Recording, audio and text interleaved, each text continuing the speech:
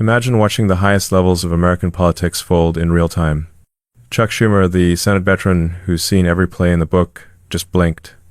And what triggered it wasn't a budget fight, or even the government shutdown. It was a mayoral candidate in New York City, Zoran Mamdani, whose sudden rise has thrown the entire Democratic establishment into panic. Because if Mamdani wins, it won't just reshape New York, it could redefine what the Democratic Party even is. Schumer knows it, Trump knows it, and both men are playing a game far bigger than one election. Trump's already made his move a single, shocking statement that turned the race on its head. So the question now isn't just who wins in New York, it's who's really controlling America's future behind the curtain. Stick with me, because once you see how all the pieces fit together, you'll realize Schumer didn't just fold, he walked straight into Trump's trap. Let me take you inside what's really happening. Chuck Schumer, senator from New York, Democratic leader, someone who's played the political game longer than most of us have been paying attention, finds himself in an impossible position. On one side, he's got the traditional Democratic establishment, the donors, the moderate governors, all whispering that the party is veering too far left, losing touch with working Americans. On the other side, a vocal, energized, and increasingly powerful progressive wing that views any compromise as betrayal, any moderation as weakness. This isn't just political disagreement. This is an existential crisis for party leadership. Because here's what most people don't see on the evening news. Behind closed doors, moderate Democrats are genuinely panicking.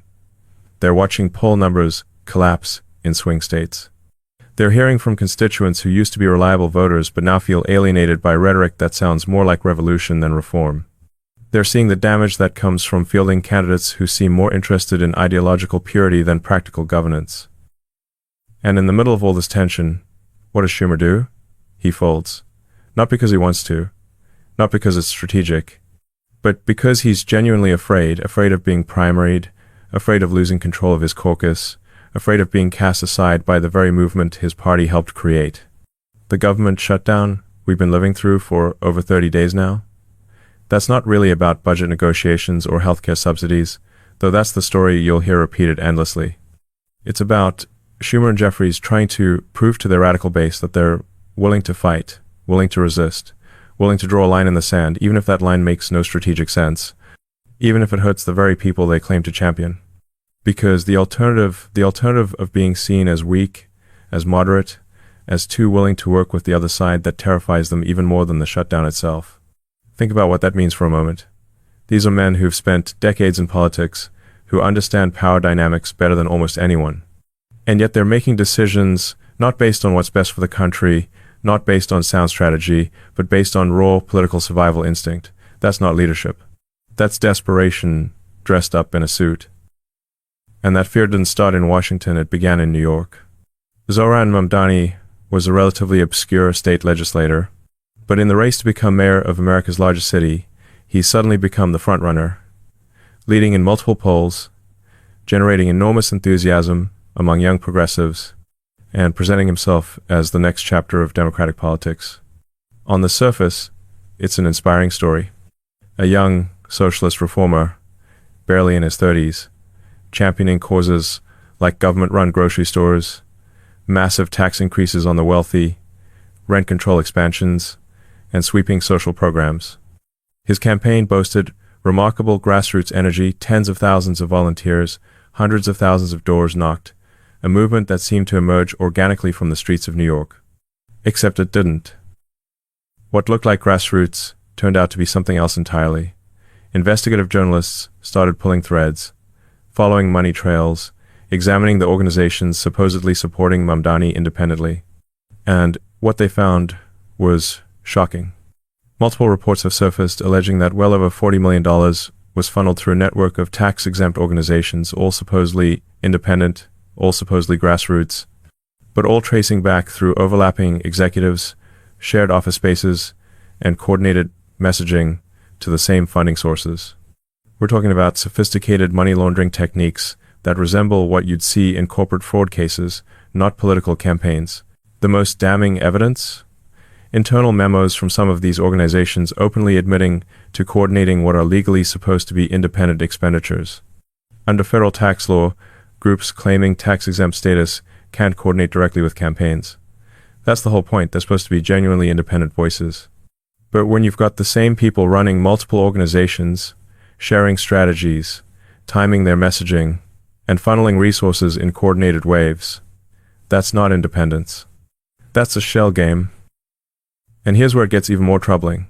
Those so-called volunteers knocking on doors, reports suggest that over 1,000 of them weren't organic volunteers at all. They were paid operatives, funded through this coordinated network, deliberately deployed to create the appearance of grassroots momentum. Imagine that, paying people to pretend to be passionate citizens just to manufacture authenticity. It's political theater on a massive scale. But wait, there's more. And you're really not going to like this part. Remember how I mentioned tax-exempt organizations? Well, buried in the financial disclosures are government grants somewhere in the range of $50 million or more that were actually subsidizing the infrastructure of these organizations. In other words, taxpayer money, your money, was being used to build the very network that's now trying to influence elections. It's the same playbook we saw with certain foreign aid programs using public funds to build private political machines. When this information started breaking, the facade began to crack. What once looked like an inspiring grassroots movement suddenly resembled a well-funded corporate operation wearing a populist costume. The messenger might be talking about socialism and people power, but the machine behind him is anything but grassroots. It's manufactured, coordinated, and potentially illegal. And that revelation didn't just shake New York, it terrified the very people who built the system, because here's what Schumer and Jeffries understand that most people don't. Once the public sees through the illusion, once they realize they've been sold a story that isn't true, the backlash is swift and merciless. Trust, once broken, is almost impossible to rebuild, and in politics, trust is currency. Suddenly, those investigations that initially seemed like niche political insider news became front-page stories. Voters who'd been enthusiastic about Mamdani started asking uncomfortable questions. Moderate Democrats who'd been pressured to stay silent found their voice. And across party lines, people began recognizing a pattern. This wasn't just about one candidate in one race. This was about a systematic attempt to reshape American democracy through manufactured movements and dark money networks. The grassroots myth didn't just evaporate in New York, it exposed a vulnerability that extends nationwide. Because if it happened here, in America's largest city, in one of the most scrutinized political environments in the country, where else is it happening? How many other grassroots movements are actually well-funded operations designed to look authentic? And that's when Trump stepped in, not with a rally, but with a single calculated statement. Now, love him or hate him, and I know people feel strongly both ways, you have to appreciate Trump's sense of timing. While everyone else was caught up in the scandal, while the media was busy dissecting financial documents and interviewing campaign operatives, Trump waited. He watched. And then, at precisely the right moment, he made his move. On Truth Social, his preferred platform, Trump posted what looked like a simple statement but functioned more like a chess move than a comment. He said, essentially, if Mamdani wins, federal funding for New York will be minimal, limited only to what's legally required. No discretionary grants, no special considerations. Just the bare minimum. On its face, this might seem harsh, even punitive. But think about the message underneath. Trump was saying, if you elect someone who's been funded through questionable means, whose campaign appears to violate tax law, who's been supported by networks that potentially laundered money and used taxpayer resources for political gain, don't expect federal cooperation. Actions have consequences. Elections have consequences. But here's where it gets really interesting. Most people expected Trump to endorse Curtis Sliwa, the Republican candidate in the race.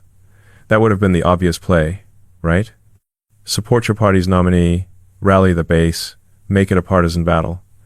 But Trump didn't do that. Instead, he did something that shocked everyone. He pointed toward Andrew Cuomo, the former Democratic governor who'd resigned under scandal, who'd been out of politics, who most people assumed was finished. Why would Trump do that? Why would a Republican president essentially endorse a Democrat? Because Trump understood something that traditional politicians often miss.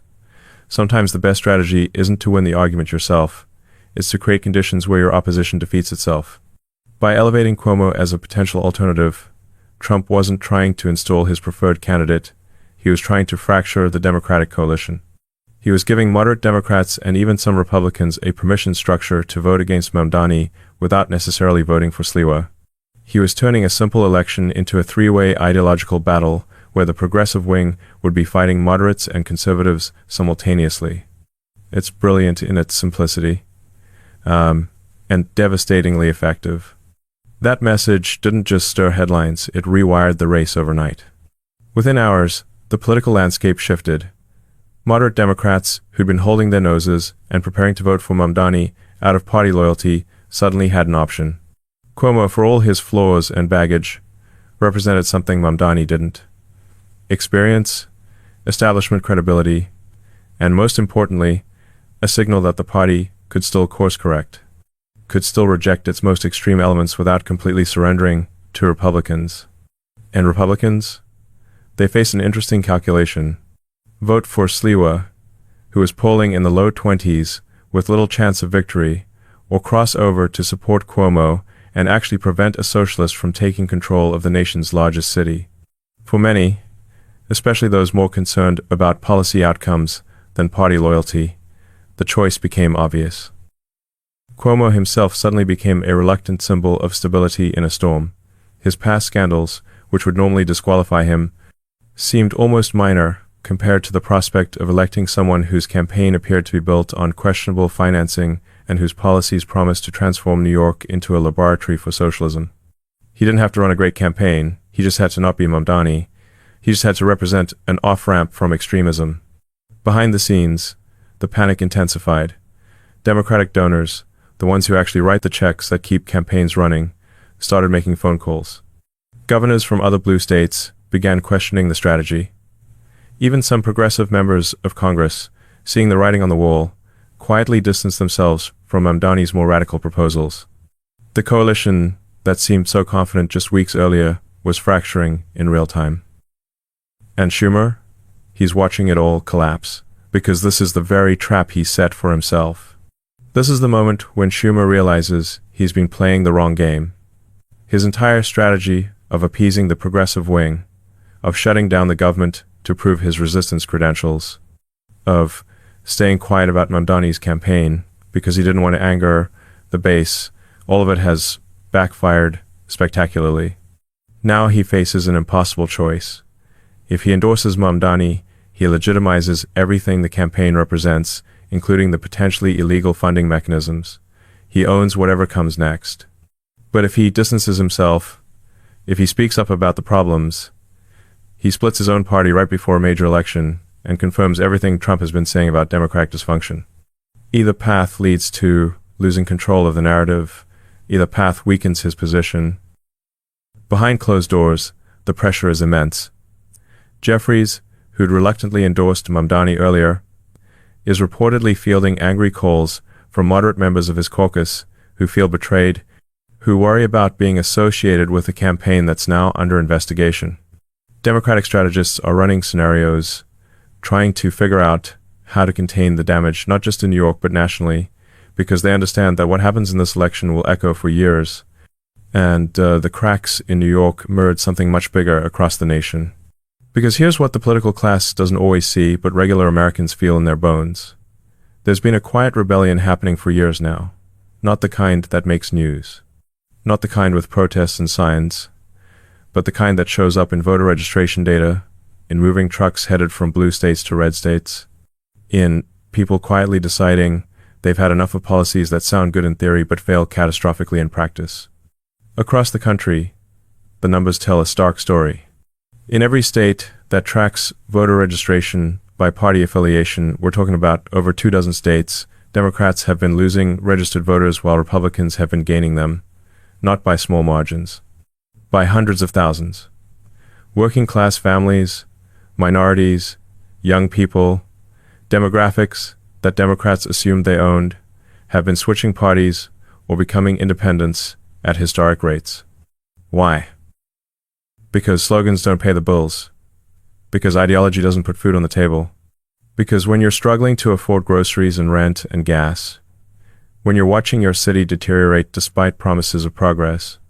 When you see your tax dollars funding programs that don't seem to help anyone except administrators and consultants, at some point you stop listening to what politicians say and start judging them by results.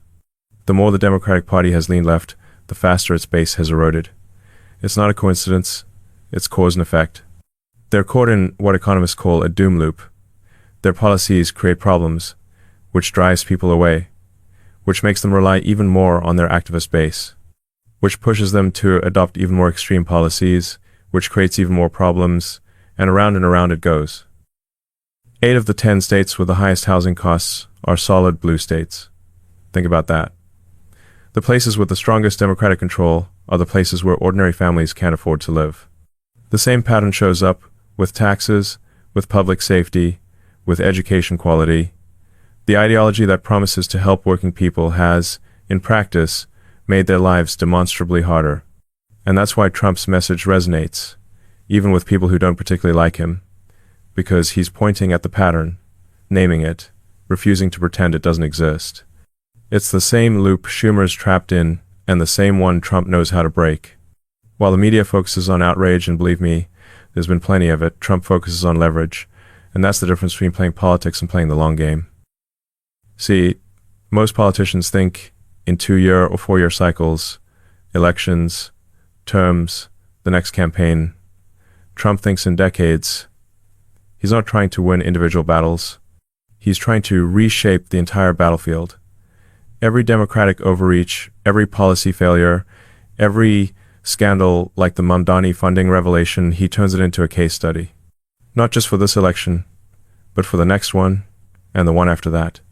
When Trump threatened to cut federal funding to cities that elect candidates like Mamdani, the immediate response from many commentators was predictable. He's punishing voters. He's being vindictive. He's politicizing federal resources. But that misses the point entirely. Trump is reframing something fundamental about governance, the relationship between decisions and consequences. For too long, cities and states could implement whatever policies they wanted, watch those policies fail, create chaos and fiscal crises, and then expect the federal government, meaning taxpayers in other states, to bail them out. No accountability, no consequences, just an endless cycle of mismanagement subsidized by responsible jurisdictions. By saying, if you elect leaders whose campaigns violate the law, if you choose policies that demonstrably harm your citizens, don't expect federal resources to enable that dysfunction. Trump is doing something revolutionary. He's insisting on accountability. He's treating governance like what it should be, a responsibility with real consequences, not a consequence-free exercise in ideology. And here's the brilliant part. He's doing it in a way that puts Democrats in an impossible position. They can't argue against accountability without sounding reckless. They can't defend unlimited federal funding without explaining why responsible states should subsidize irresponsible ones. They can't make this about Trump being mean without addressing the underlying policy failures. It's political judo. Using your opponent's momentum against them. That's why the Mamdani moment isn't just a New York story, it's a national warning. Because what we're watching in New York is really a laboratory for what happens when ideology collides with reality. When promising everything to everyone meets the cold mathematics of budgets and human nature. When we'll just tax the rich runs into the fact that the rich have options, and many of them will simply leave. New York has been hemorrhaging residents for years now. Not just any residents, successful, productive, tax-paying residents. The people who fund the very social programs that progressives champion are voting with their feet, moving to Florida, Texas, Tennessee, places where their work is rewarded rather than penalized.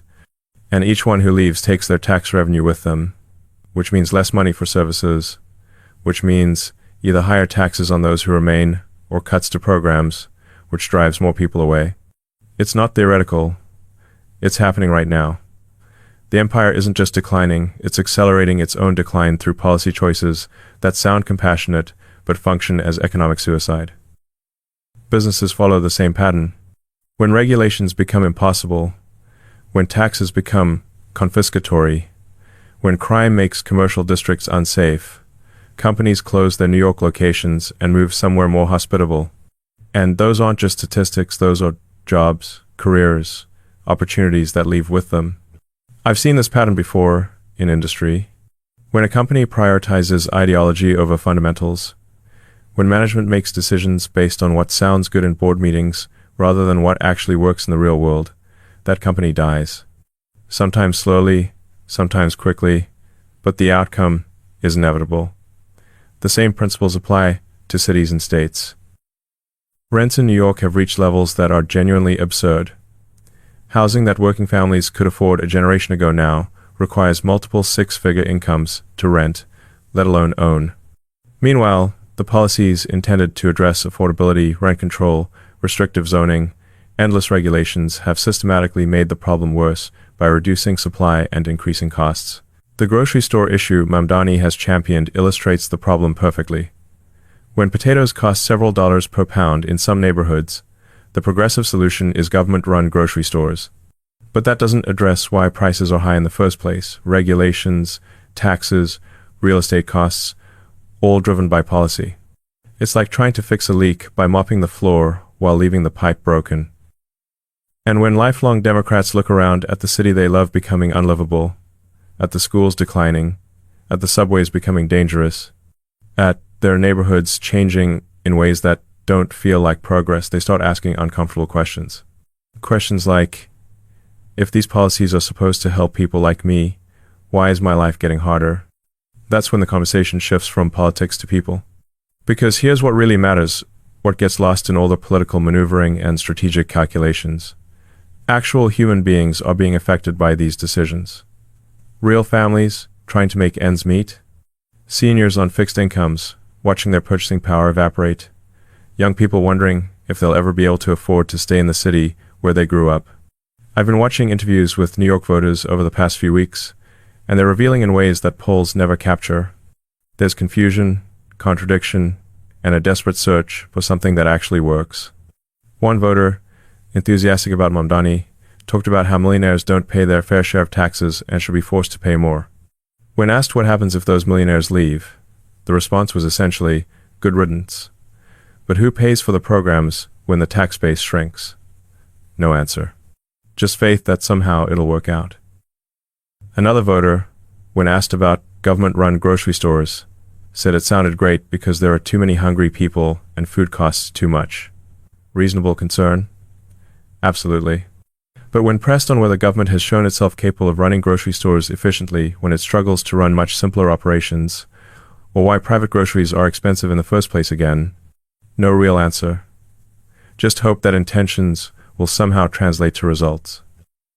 Then there are the voters who can see through the contradictions, who point out that champagne socialists dining at expensive restaurants while promising to fight inequality might not be the most authentic messengers, who notice that candidates calling to defund the police somehow always have private security, who recognize the gap between rhetoric and reality, and perhaps most tellingly, there are the moderate Democrats, teachers, nurses, union workers, people who voted blue their entire lives, who feel completely abandoned by their own party, who say things like, I'm not against helping people, but these policies don't actually help.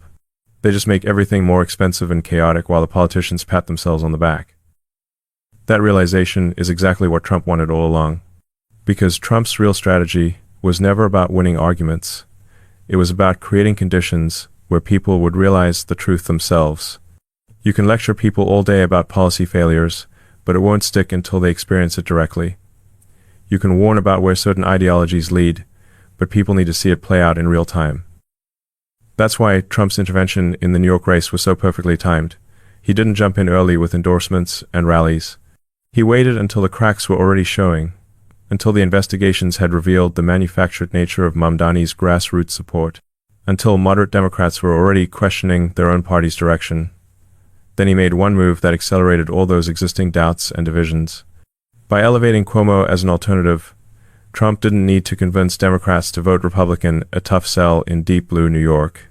He just needed to convince them they had permission to vote against the radical progressive wing without feeling like they were betraying their values. He split the opposition.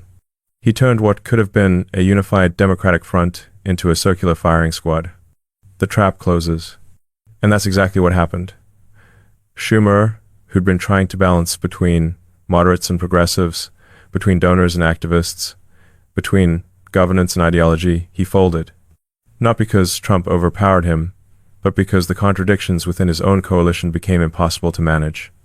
Jeffries, who'd been pressured into endorsing Mamdani despite obvious reservations, found himself associated with a campaign that's now under multiple investigations, that's potentially violated federal tax law, that's alienated moderate Democrats across the country. His credibility, already shaky, took another hit. The shutdown that was supposed to demonstrate Democratic resolve instead demonstrated Democratic dysfunction. Polling showed that while Republicans took some blame, Democrats took more, and crucially, their own base turned on them. When you're hurting the people you claim to fight for, when even sympathetic commentators are calling you out, when members of your own party are publicly breaking ranks, you've lost the narrative.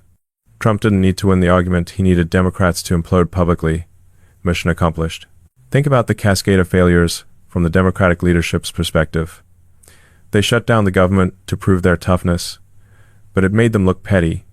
They backed Mamdani to appease progressives, but it exposed the manufactured nature of progressive grassroots movements. They tried to make healthcare subsidies the central issue, but it reminded everyone that Democratic policies created the healthcare cost crisis in the first place. They attacked Trump's threat to cut funding as cruel, but it forced them to defend why cities should receive federal money regardless of how poorly they're managed. Every move they made to strengthen their position actually weakened it. Every tactical decision created strategic problems. It's like watching someone dig themselves deeper into a hole while insisting they're building a foundation. And Trump? He walks away holding the narrative once again, not by dominating the conversation, but by shaping the frame. The question isn't whether Trump is right or wrong about Mamdani. The question is whether Democrats can govern responsibly or whether they're captured by radicals who care more about ideology than outcomes. That's the debate Trump wants, because it's one Democrats can't win with their current coalition. The message is clear. Leadership isn't about control, it's about timing. Knowing when to act, when to wait, when to push, when to let your opposition defeat themselves. Schumer never understood that. He thought leadership meant managing competing factions, keeping everyone happy enough to stay together. But that's not leadership, that's just maintenance. And in a time of genuine crisis, maintenance isn't enough. So here we are in New York at the brink, Washington in turmoil, and America quietly choosing which direction to follow. History doesn't change when leaders make speeches. It changes when people stop believing the performance. And that's what we're witnessing right now. The performance that sustained Democratic power in major cities for generations, the idea that they're fighting for working people, that more government programs mean more help, that intentions matter more than results, that performance is collapsing under the weight of its own contradictions. New Yorkers are watching their city decline while being told it's actually progress. They're paying more for less while being told they're not paying enough. They're seeing crime increase while being told police are the problem. They're watching businesses leave while being told regulations protect them. At some point, the cognitive dissonance becomes too much. At some point, people start trusting their own eyes instead of the narrative. And that awakening, that quiet realization spreading through blue cities and states across America, that's the real story.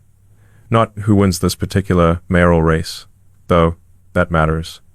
But whether we're witnessing the beginning of a genuine political realignment, where the party that positioned itself as the champion of working people loses working people because it stopped actually championing them, Trump didn't need to shout this time. He didn't need to dominate news cycles with controversial statements. He just waited and let them walk into the trap themselves. That's the difference between playing politics and changing politics, between winning news cycles and winning the long game, between forcing your way through obstacles and letting obstacles consume your opposition. If you've seen enough political theater to last a lifetime, if you're ready for truth over talking points, then make sure you like, subscribe, and leave a comment below telling me what you think about this unfolding story. Because this time, it's not just about elections, it's about who's really writing America's next chapter. Is it going to be political machines manufacturing grassroots movements with dark money? Or is it going to be actual citizens making actual choices based on actual results? Is it going to be ideology, regardless of consequences? Or accountability, regardless of ideology? Is it going to be leaders who fold under pressure from their own extremes? Or leaders who understand that real strength comes from principles, not polls? New York is voting today. The rest of the country is watching.